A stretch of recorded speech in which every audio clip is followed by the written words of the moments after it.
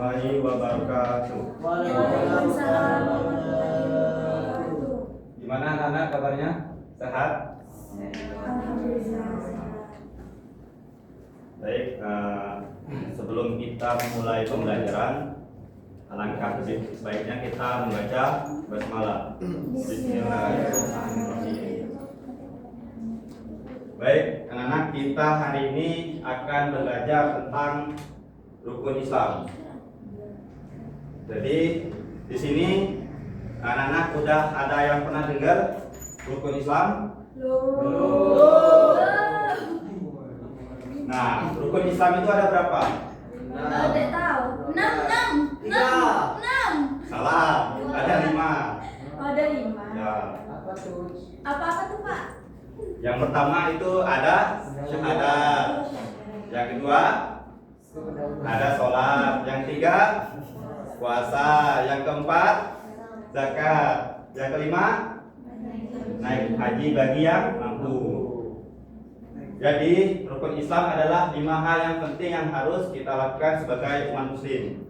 Nah, jadi anak-anak, rukun Islam ini itu wajib harus kita lakukan sebagai orang muslim. Maka dengan rukun Islam ini kita sebagai seorang muslim akan menjadi bermakna dan keislaman kita terarah. Baik, lanjut. Itu rukun Islam adalah fondasi agar kita menjadi muslim yang baik.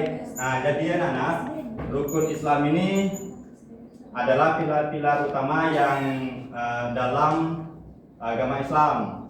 Jadi seperti bangunan. Rukun Islam ini adalah tiang-tiang yang kokoh yang digunakan dalam orang muslim. Nah, analoginya seperti ini anak-anak. Jadi ada seseorang yang membangun rumah yang megah, ingin membangun rumah yang megah, tapi tanpa pondasi. Nah, Bapak menanya, rumah yang megah tanpa pondasi itu, rumah itu bakalan bertahan lama atau kokoh nggak? Bertahan kokoh nggak? Jadi kalau rumah itu mau bertahan lama, pasti harus diawali dengan pondasi. Nah, begitu juga dengan rukun Islam ini. Jadi kita sebagai orang muslim ingin keislaman kita itu sempurna, maka diawali dengan rukun Islam. Begitu. Baik, rukun Islam yang pertama itu sudah disebutkan syahadat. Nah, jadi syahadat ini adalah suatu rukun Islam yang pertama. Syahadat adalah pernyataan bahwa tiada Tuhan selain Allah dan Nabi Muhammad adalah utusan Allah. Jadi syahadat ini adalah suatu rukun iman yang paling dasar dalam Islam. Maka seorang Islam ingin disahkan menjadi agama Islam, seorang muslim ingin disahkan menjadi agama Islam, maka diawali dengan syahadat, dengan ada keyakinan pada seseorang, seperti itu. Kalau misalnya tidak ada keyakinan pada diri seseorang, mungkin kita harus mencari ketahui latar belakangnya seperti apa, maunya mau masuk agama apa, seperti itu. Kita lanjut tentang sholat. Nah, rukun Islam yang kedua itu adalah sholat. Sholat ini adalah ibadah wajib yang dilakukan 5 kali sehari dan salah hubungan kita dengan Allah Subhanahu wa taala. Nah, Bapak menanya kepada anak-anak, di sini siapa yang melaksanakan sholat sehari 5 waktu? Mungkin alhamdulillah ya, melaksanakan semua ya. Jadi sholat itu dalam hari itu ada 5 waktu. Yang pertama ada subuh, yang kedua zuhur, yang ketiga asar, yang keempat maghrib, yang kelima isya. Jadi subuh itu ada 2 rakaat, zuhur ada 4 rakaat, asar itu ada 4 rakaat, maghrib itu ada 3 rakaat, dan isya ada 4 rakaat. Jadi sholat ini adalah kewajiban seorang muslim dalam melaksanakan keempat sholat 5 waktu tersebut. Baik, yang selanjutnya adalah rukun Islam yang 3. Nah, puasa ini adalah rukun Islam yang 3. Puasa adalah menahan diri dari makan, minum, dan perbuatan buruk dari terbit fajar hingga terbenamnya matahari selama bulan Ramadan.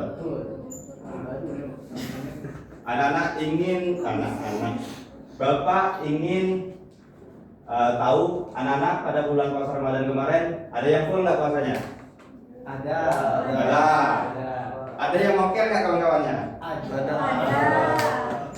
Semoga dapat hikmah ya. Ya. Yang mokel. Jadi puasa ini adalah menahan minum, menahan lapar, hawa nafsu, dan perbuatan buruk. Jadi kita sebagai seorang muslim, kita itu wajib untuk melaksanakan puasa pada bulan Ramadan selama sebulan penuh. Pak, puasa apa sih dampak puasa, Pak? Nah, puasa itu melatih kesabaran dan kepedulian kepada sesama. Jadi puasa itu melatih sesama seorang muslim untuk kepedulian, kesabaran, dan menahan hawa nafsu. Contohnya selama bulan Ramadan kita berpuasa selama sebulan penuh. Ya tadi sudah Bapak jelaskan. Ya kita puasa mulai dari awal Ramadan sampai akhir Ramadan. Jadi puasa ini wajib dilaksanakan sebagai seorang muslim. Baik anak, rukun zakat ini rukun Islam keberapa? Ke mana? Kok lemes semua ini? Keempat. Zakat adalah rukun Islam yang keempat. Apa itu zakat? Zakat adalah memberikan sebagian harta kita kepada yang membutuhkan. Nah, zakat itu dilaksanakan kapan? Jadi zakat itu dilaksanakan pada bulan Ramadan, pada akhir-akhir bulan Ramadan. Ya kapan saja bisa sih melaksanakan zakat. Jadi zakat ini adalah suatu memberi sebagian harta kita kepada orang-orang yang membutuhkan atau fakir miskin. Jadi zakat ini membersihkan harta kita dan membantu orang lain. Baik, sampai di sini ada yang mau ditanyakan tentang rukun keempat tentang zakat, anak-anak? Pak. Ya, Widya? Pak, kemarin itu kan ada isu-isu zakatnya naik, Pak. Oh ya. Nah itu tuh seperti apa sih Pak sebenarnya? Kemarin tuh ada isu-isu zakat yang naik. Iya Pak. Beda dari yang dulu kan. Nah terus jadi heboh gitu. Jadi sebelumnya Bapak tidak bisa membenarkan atau menyalahkan tentang isu-isu zakat yang naik. Jadi selama Bapak yang menunaikan zakat, ya tentu zakat itu sudah ditentukan pada zamannya. Jadi kalau dinaikkan zakat mungkin itu pemberitaan baru mungkin ya. Seperti itu. Apa namanya?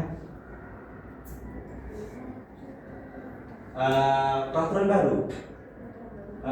Kalau zakat isu-isunya ada naik. Setahu Bapak zakat itu dari dulu memang emang segitu-segitu kan, ada zakat beras kan, mulai dari harta beras, uang. Ya mungkin itu aja sih yang mampu Bapak jelaskan. Itu ada. Nah, ini ya. Iya. Pada Berti, silakan. Apa yang mau ditanyakan? Izin Pak, pertanyaannya berkaitan dengan yang ditanyakan oleh saudari dia. Ya. Itu kan misalkan dulu tuh segitu, nah sekarang tuh naik gitu. Jadi kita tuh harus ngikutin yang mana? Apakah kita ngikutin aturan yang lama atau yang baru Pak? Soalnya di lingkungan kami tuh orang-orang tuh masih bingung, terutama orang-orang tua tuh masih bingung tuh mau ngikutin yang lama atau yang baru gitu ya. Itu tuh yang membingungkan. Jadi kita tuh harus ngikut timbangan yang lama atau yang baru gitu Pak. Oh, baik, bagus sekali Randy pertanyaannya. Jadi kalau Bapak sendiri zakat yang ada isu-isu yang naik kemarin, itu Bapak masih mengikuti aturan yang lama. Nah, jadi aturan yang lama itu lebih jelas. Kan itu kan aturan pada zamannya Rasulullah. Nah, kalau sekarang kan beda lagi peraturannya. Bukan mengikuti zaman Rasulullah, mungkin mengikuti para ulama-ulama yang atau ikut suatu mazhab-mazhab yang berbeda ya, seperti itu mungkin. Jadi ngikutin yang lama, Pak? Kalau Bapak sendiri ya mengikuti yang lama, tapi itu tergantung pada diri seseorang masing-masing. Mau yang ngikuti yang lama atau yang baru. Jadi kembali ke individunya. Ya, kembali pada individu seseorang. Baik, terima kasih, Pak. Ya. Baik, yang terakhir. Rukun Islam yang terakhir adalah haji bagi yang mampu. Nah, haji ini adalah ibadah yang dilakukan di Mekah sekali seumur hidup bagi yang mampu. Nah, jadi haji ini adalah rukun Islam yang terakhir yang dilakukan di tanah suci Mekah. Nah, gimana Pak kalau misalnya kita nggak mampu pergi haji? Nah, kan begitu pertanyaannya. Nah, jadi kalau kita tidak mampu untuk pergi haji, yang pertama kita lakukan adalah mendoakan. Nah, yang kedua kita itu harus bekerja keras. Nah, seperti itu. Ada yang ditanyakan tentang rukun Islam yang terakhir? Baik, untuk Widya terus yang nanya. Yang lain ada yang mau nanya? Pak, saya penasaran Pak. Tapi ini bukan berkaitan dengan haji ya Pak. Tapi berkaitan dengan sama aja sih haji dan umroh. Ya. Kenapa sih Pak misalkan ada orang yang pulang dari haji itu mereka tuh seperti sombong kayak saya ibu haji. Kayak gitu kan. Oh, ya. Kenapa? Lagi tidak lebih sir. Ibu aja. Ya, kita kembali kepada individu masing-masing ya. Jadi seseorang itu ada yang pergi haji pulang itu ada yang merasa sombong, merasa meninggi ya, bahwa saya sudah haji. Ya ibu haji. Saya boleh haji kayak haji torik itu. Itu belum haji masih lahir udah itu dinyatakan haji. Haji torik. Haji torik. Nah, jadi itu kembali kepada individu masing-masing. Ya, yang bisa kita bilang hajinya masih tetap sah, tapi cuman mulai dari dosanya, mendapat dosanya atau pahalanya itu berbeda. Ya seperti itulah yang Bapak tahu. Ada terapi? Apa terapi? Enggak, Pak. Kan seharusnya kan orang kalau kita haji itu kan berhaji ya, Pak. Harusnya kan kita pulang dari situ tuh kayak bersih kan, Pak. Ya. Kenapa justru kebanyakan orang pulang haji itu dia malah jadi sombong, Pak. Harusnya kan dia udah kayak harusnya kan dia udah menyucikan dirinya di tanah suci gitu. Terus kenapa pulang-pulang dari tanah suci itu dia malah jadinya sombong, Pak? Baik, bagus pertanyaannya. Jadi kita kembali kepada rukun Islam tentang pertanyaan dari tadi. Kenapa? Dia tuh udah menyucikan diri di tanah suci, tapi pulangnya sombong. Maka dia tuh cuma taunya haji doang, jadi nggak tahu maknanya tentang rukun Islam. Nah, rukun Islam ini kan adalah suatu 5 hal yang wajib dilakukan diketahui seorang muslim. Nah, lagi kita lanjut ya. Oke, mengapa rukun Islam itu penting? Coba ada yang bisa jawab. Nah, mengapa rukun Islam itu penting bagi kita sebagai orang muslim? Menjadi pedoman hidup, Pak. Baik, ya untuk Nabidia. Panduan hidup. Bagus. Jadi mengapa rukun Islam itu penting menjadi panduan hidup kita sebagai umat muslim. Jadi dengan adanya rukun Islam, maka hidup kita menjadi seorang muslim beragama Islam, maka akan terarah dan baik bagi kita sebagai seorang beragama Islam. Begitu. Mungkin sampai di sini sebelum Bapak tutup, ada yang mau menanyakan, ada yang bertanya tentang materi kita hari ini. Kalau nggak ada lagi, mungkin Bapak tutup. Bapak akhiri, wabillahi taufiq hidayah. Wassalamualaikum warahmatullahi wabarakatuh.